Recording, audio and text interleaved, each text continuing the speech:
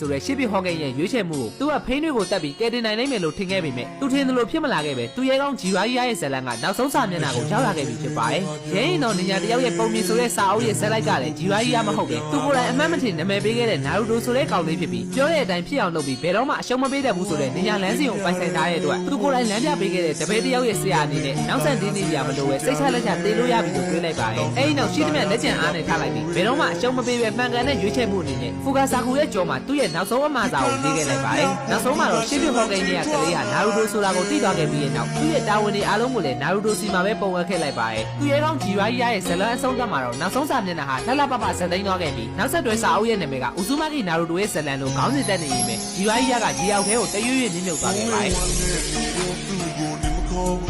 ပြုံးနေစီလို့ဂျုံနဲ့အယုတ်တွေငါဝယ်ထားတယ်မမုံနဲ့ဘုံရင်ကမတိတက်ခဲ့ပြီမဲ့ဒီချိန်မှာမင်းရလက်ကိုပဲ